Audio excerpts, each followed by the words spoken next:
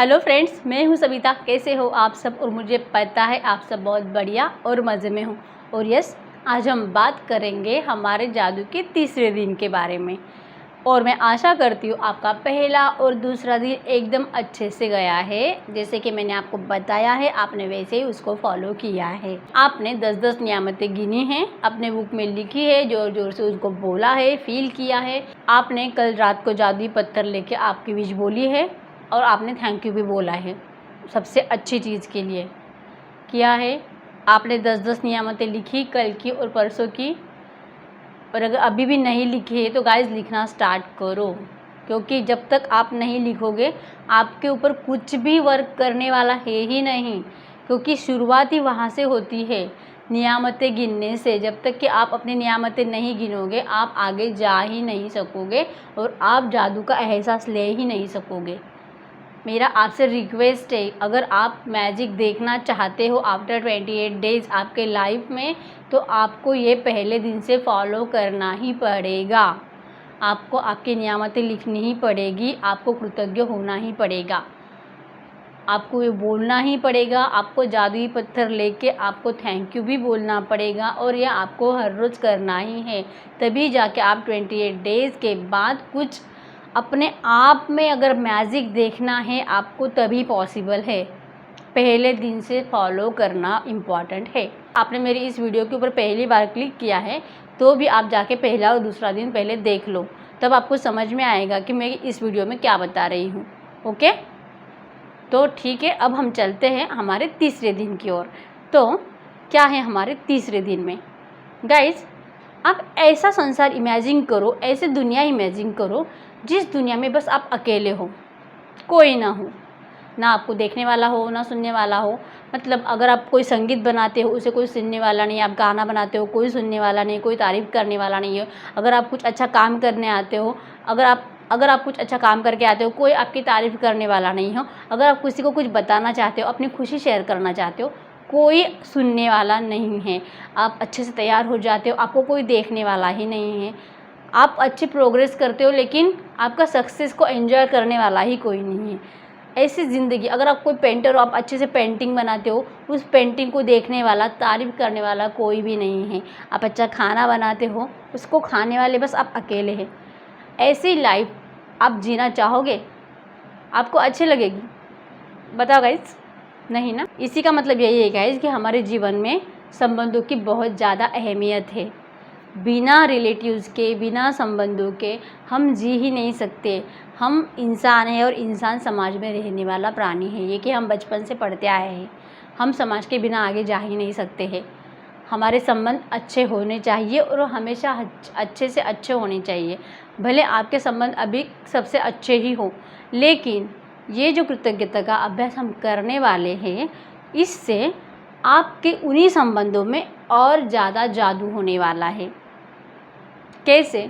आपके कोई रिलेटिव्स है, ठीक है, आपको उनमें हमेशा बुराइयाँ दिखती है, लेकिन वो आपके रिलेटिव है, लेकिन हमेशा वो ऐसे है, वो वैसे है, ये ऐसा करता है, वो वैसा करता है, इसने वो बोल दिया, उसने वो बोल दिया, या फिर ये मेरी मौसी ऐसी है, मेरी चाची वैसी है, मेरा चाचा ऐसा है, मामा मामी। आप हर एक रिलेटिव के बारे में हमेशा मतलब किसी न किसी से आपको कोई ना कोई शिकायत रहती है, राइट? अपने मम्मी के बारे में, पापा के बारे में, भाई के बारे में, बहन के बारे में, अपने हस्बैंड के बारे में होता ही है।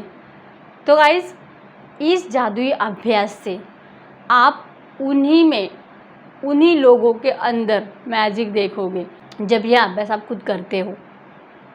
गाइज़, इस अभ्यास के बाद आप उन लोगों में कभी भी कोई बुराई देख ही नहीं पाओगे और आपका प्रेम उनके प्रति और बढ़ जाएगा। आप उनसे जितना प्यार नहीं करते थे उससे 10 गुना ज़्यादा करने लगोगे, और कुछ भी नहीं करते तो 100% उससे आप प्यार करने लगोगे, अगर ये जादुई अभ्यास आप दिल से करते हो। और अगर आप हस्बैंड वाइफ हो गाइस, और अगर आपका ज़रा सा भी कुछ प्रॉब्लम चल रहा है, तो ये अभ्यास चमत्कारी रूप से आपकी उस रिलेशनशिप में मैजिक कराएगा। कैसे? देखते हैं। इसके अंदर आपको करना क्या है? आपको उन लोगों की जिनसे कि आपकी बनती नहीं है, या फिर उनसे आपको हमेशा शिकायत रहती है, ऐसे जो भी है, आप जितने भी रिलेटिव चाहे पकड़ सकते हो, मतलब सोच सकते हो। 2 हो, 3 हो, 5, कम से कम आपको 3 तो चुनने ही हैं।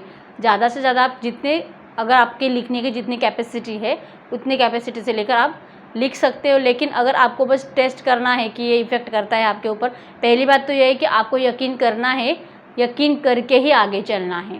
पहले आपको 3 रिलेटिव्स ऐसे चुनने हैं, जैसे कि आप अपना भाई बहन, चाचा चाची चुन सकते हो, बॉयफ्रेंड या फिर आपका कोई बिजनेस पार्टनर, कॉलेज का कोई फ्रेंड जिससे आप अपना रिलेशन अच्छा करने चाहते हो, या फिर आप किसी को भी, आपको ऐसे 3 लोग चुनने हैं जिससे आप अपने संबंध अच्छे बनाना चाहते हो।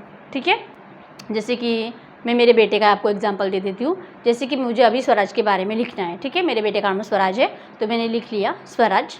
अब मुझे उसके अंदर क्या क्या अच्छाइयाँ हैं वो लिखनी है। जैसे कि मेरा बेटा बहुत अच्छे स्टडी करता है, इसके लिए मैं बहुत हैप्पी रहती हूँ। Thank you thank you thank you universe, मेरा बेटा इतना टैलेंटेड है, मुझे हर हर काम में हेल्प करता है। Thank you thank you thank you universe. मेरा बेटा ड्राइंग बहुत अच्छे से निकालता है, जिसे देख के मेरी खुशी मतलब 10 गुना ज़्यादा बढ़ जाती है। Thank you thank you thank you universe, मुझे इतना अच्छा टैलेंटेड बेटा देने के लिए। अगर मैं मेरे बेटे के बारे में बात करती हूँ तो मेरी बेटी अपने भाई को अच्छे से पढ़ाती है, जिससे कि मुझे बहुत हैप्पी फीलिंग होता है, जो एक दूसरे के साथ रहते हैं। तो मैं ऐसा लिख सकती हूँ कि थैंक यू यूनिवर्स, मुझे इतनी अच्छी बेटी देने के लिए कि जो मुझसे इतना प्यार करती है, अपने भाई से इतना प्यार करती है, उसका इतना ख्याल रखती है, इससे मुझे बहुत सेटिस्फैक्शन मिलता है। Thank you thank you thank you universe. ऐसे इससे होगा ये कि जब मैं मेरे बच्चों में, जैसे कि मैं आपको एग्जांपल दे रही हूँ, वैसे जब आप उस रिलेटिव का नाम लिखते हो, उसकी अच्छाइयाँ ढूंढते हो, आपको उसके ऐसी 10 अच्छाइयाँ लिखनी है, कम से कम 10 से कम तो चलेगी ही नहीं, कम से कम 10 लिखनी है उसकी अच्छाइयाँ। और जैसे कि मैंने अभी आपको बोला, अगर मैं अपने बच्चों के बारे में बोल रही हूँ और अगर मैं उनके अच्छे अच्छे गुण देख रही हूँ और उनको बार बार पढ़ रही हूँ कि उसमें अच्छा क्या है, बार बार बार बार, तो आप सोचो, जब मैं उनकी सिर्फ अच्छाइयाँ देखूँगी तो क्या मुझे उनमें कोई बुराई नज़र आएगी? बुराई मुझे कभी उनमें दिखेगी ही नहीं। क्यों? क्योंकि मैं उनका बस अच्छा पहलू ही देख रही हूँ, और अच्छे पहलू पे फोकस करने की वजह से मेरे पॉजिटिव वाइब्रेशंस बाहर ब्रह्मांड में जा रहे हैं। उन्हीं वाइब्रेशंस की वजह से मैं उनके साथ उतने ही प्यार से बिहेव करूँगी और करती हूँ। मैं हमेशा करती हूँ, मतलब पहले भी करती थी, लेकिन अभी इसके बाद तो मेरा प्यार मेरे बच्चों के लिए और ज़्यादा बढ़ गया है, मेरे हस्बैंड के लिए भी बहुत ज़्यादा बढ़ गया है। हमारा तो झगड़ा मतलब पहले से ज़्यादा नहीं होता था, लेकिन जब मैंने अभ्यास किया उसके बाद तो मतलब मुझे मेरा हस्बैंड बहुत ज़्यादा अच्छे लगने लगे हैं। क्योंकि जब मैंने उनकी सच में अच्छाइयाँ गिनी तो मुझे पता चला मेरे हस्बैंड में इतनी सारी अच्छाइयाँ हैं, तो फिर मैं उनकी बुराइयाँ क्यों देखूँ। और जब भी आपको उन लोगों के ऊपर गुस्सा आता है, आपको पहले उन 3 लोगों को चुन लेना है, उनकी अच्छाइयाँ लिखनी है 10 10 10। 3 लोग, तीनों के नाम, 10 10 अच्छाइयाँ उनकी लिख लेनी है, एक एक को पढ़ना है, ठीक से दिल से पढ़ो। ठीक है, उसके बाद आपको उन तीनों लोगों की तस्वीर आपके पास होनी चाहिए। जिसका, जैसे कि मैंने स्वराज का लिया तो स्वराज की तस्वीर मेरे पास होनी चाहिए। उसकी तस्वीर को मुझे मेरे आँखों के सामने ऐसे रखना है, और जो मैंने अभी लिखा है वो मुझे उसकी तस्वीर की तरफ देख के बोलना है कि थैंक यू स्वराज, तू इतना टैलेंटेड है, इतना अच्छे से स्टडी करता है, और तेरा इस तरह से स्टडी में लगन देख के मुझे बहुत बहुत बहुत खुशी महसूस होती है। Thank you thank you thank you universe, मुझे इतना अच्छा टैलेंटेड बेटा देने के लिए। इस तरह से ये मेरा एक हो गया। इसी तरह से आपको 10 तस्वीर की तरफ देख के बोलना है। ऐसा हर एक रिलेटिव के लिए आपको करना है। तस्वीर को देखो, जो आपने लिखा है उसके बारे में अच्छा, वो आपको तस्वीर की तरफ उसकी आँखों में देख के प्यार से बोलना है। एक हो गया, उसके बाद दूसरा, उसके बाद तीसरा। तीनों को आपको अच्छे से करना है, दिल से उसको कृतज्ञ होना है, दिल से उसको धन्यवाद देना है। उसके बाद आखिर में आपको thank you thank you thank you universe, मुझे इतना अच्छा ये रिलेटिव देने के लिए। जो भी आपका चाचा चाची मामा मामी जो भी हो, वो समझ में आया। और वो इंसान आपको क्यों अच्छा लगता है उसका कारण भी आपको लिखना है, क्योंकि ऐसा लिखना है। ठीक है, उसके बाद thank you thank you thank you universe, ऐसा 3 बार लिखना है। उसके बाद ये आपको दिन में 3 बार करना है। अगर आप घर पे रहते हो तो अच्छी बात है, आप घर में, और वो तस्वीर आप सामने ही रखो, क्योंकि और वो तस्वीरें आपको सामने ही रखनी है कम से कम आज के दिन, ताकि आपको याद आए कि आपको आज ऐसा करना है। ठीक है। सुबह कर लिया, फिर दोपहर को, फिर शाम को, ऐसे 3 टाइम आपको करना ही है। अगर आप ऑफिस जाते हो तो आपको वो तस्वीर अपने साथ लेके जानी है, कम से कम आज के दिन के लिए, ठीक है। और उसके बाद अगर आप ये डेली अभ्यास करते हो गाइस, आप मैजिक से मैजिक देखते जाओगे आपकी रिलेशनशिप में। और ये आप हर एक इंसान के ऊपर वर्क कर सकते हो जिसके साथ आप अपने रिलेशनशिप अच्छे बनाना चाहते हो, ठीक है, आपका कोई भी रिलेटिव हो। तो ये था हमारा तीसरा दिन। आपको प्लीज़ अच्छे से फॉलो करना है गाइस, दिल से करो, जो भी करना है दिल से करो, तभी वो सक्सेस होगा, ठीक है, तभी आपको उसका जादू देखने को मिलेगा, ठीक है।